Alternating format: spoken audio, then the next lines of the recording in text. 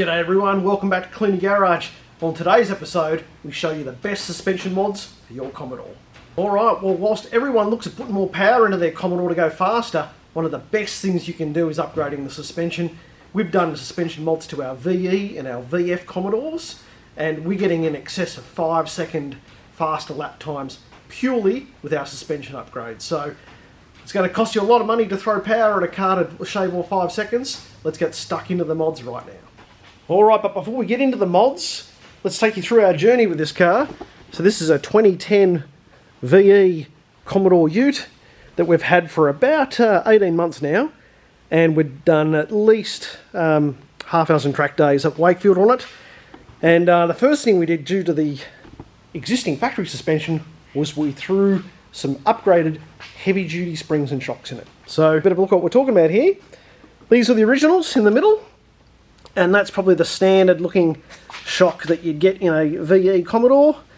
And then the first thing we did was actually fitted up some different heavy duty springs.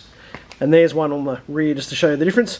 Well, as you can see, much thicker metal and different spring rates, and obviously makes they're a touch lower as well. Now, this is a fairly cost-effective solution to upgrade your Commodore suspension, and it will give you an improved performance. You're not going to have the best damping in the world if you're going to use, rebuilt factory shocks, but from a stance and a performance perspective, it'll definitely stiffen it up.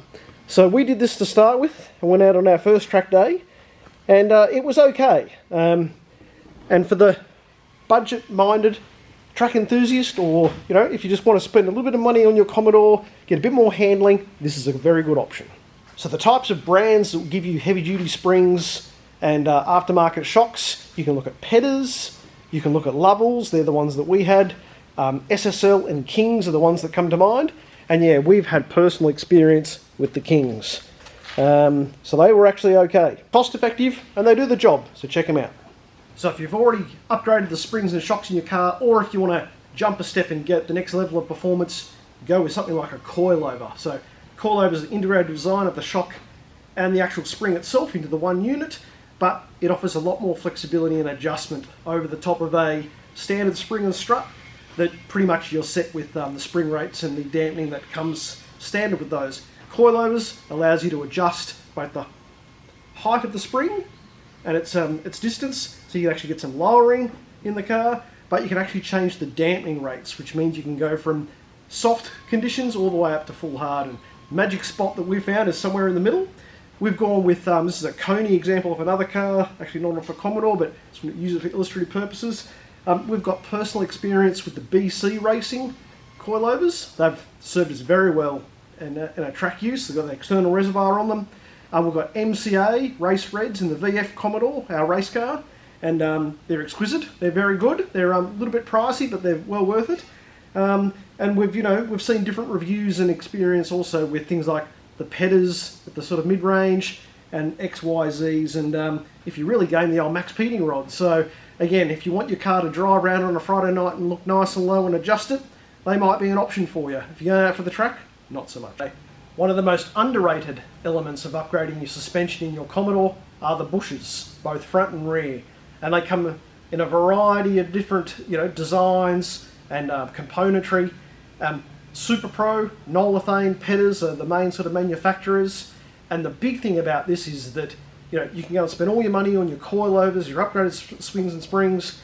If you actually don't have mounting points to the chassis of the car, you're going to have a lot of play and a lot of give. You're going to put all this money into the wheel alignment, which we're going to talk about in a second, and it'll be for naught because the bushes won't keep the car tight. We upgraded all the bushes in both our VE and our VF Commodore, transformed the feel of the car. It went from being something that had a lot of play in it, a lot of creaking, and you didn't know whether that was the shocks or the springs, and tightened everything up. So if you want a real nice tight feel to your car, upgrade the bushes. Again, it'll keep your alignment in check.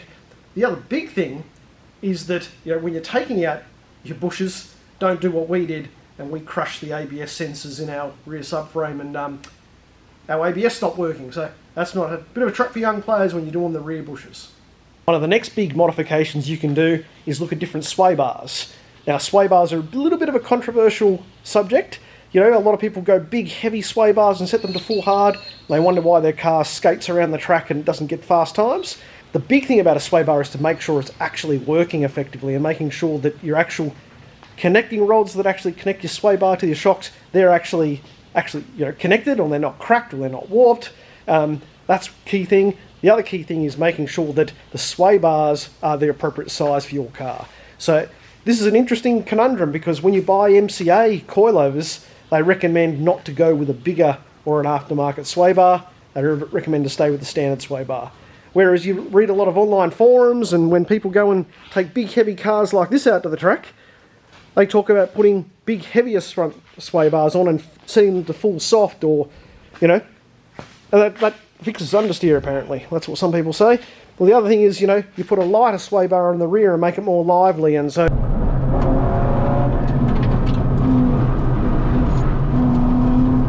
lots of different theories out there.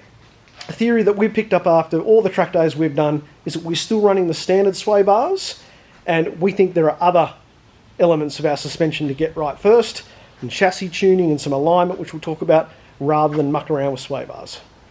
One of the mods that Frankie and I are investing in, though, is a front strut brace. Now, these are very common in front-wheel drive cars like our Type R, where you might get it to be torque steering, particularly in front-wheel drive, and trying to get the grunt down, and you get flex in between the front strut towers. Not so much common in, a big rear-wheel drive V8, but we're going to give it a go. We've heard some good things, and anything to sort of prevent our understeer in the front will be important. It can't be bad stiffening up those two front towers and stopping flex, so we'll give that a go, and we'll keep everyone advised as to any lap time improvements we get. It'll be hard to trace it back exactly to the strut brace, but it'll give more of a feel to it, and we'll let you know how we go. This next mod that we're about to share with you has, without a doubt, with the tyres, been one of the most impressive things that we've done to our suspension, and that is the wheel alignment.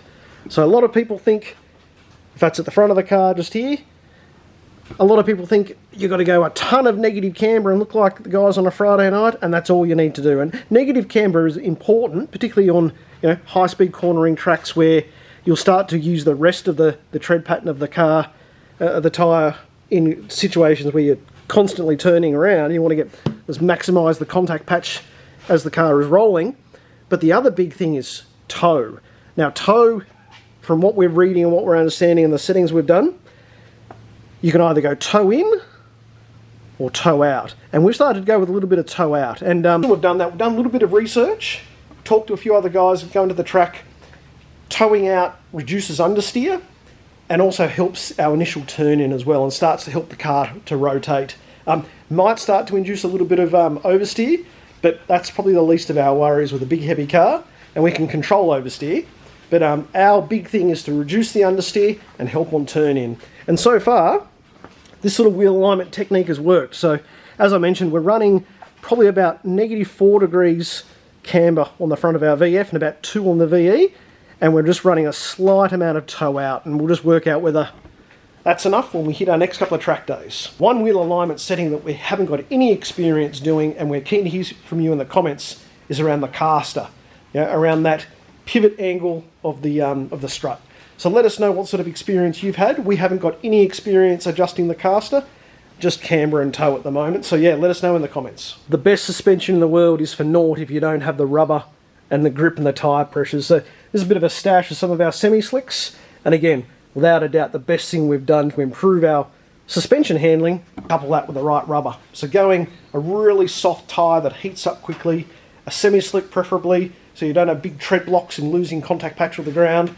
And these Yokohamas and our Nankangs have served us really, really well. And it's no point having semi-slicks if you run them at the wrong tyre pressures like we did once. They got too hot. So finding that the magic temperature the magic pressure to go out, when it's starting to heat up, we go out at about 29. We have gone out at 28 PSI with the Ute, so it's a big heavy car. And we're sort of coming in after the first session, it's gone up to 36, 37. Then we drop it back down to say 32, and we're staying in those low 30s. So that's probably not a bad area of PSI, but you've got to trial and error with these. It combines with the alignment you've got set up in the car and the coilovers or suspension setup that you're running. But when we first started, we were going out at 40 PSI, and that was, we'd get greasy really quickly. So don't do that. But again, trial and error. No point matching the best suspension in the world if you don't match it with the right tyres and tyre pressures. Alright, hope that helps. We've tried a few different brands of all these things that we've been talking to you about. So, as I mentioned with the Bushes, we've gone with SuperPros, Coilovers, BCAs, MCAs. Let us know in the comments the sorts of, sway bars and the types of suspension components you use. Share it with everyone on the track and get faster lap times. Catch you later.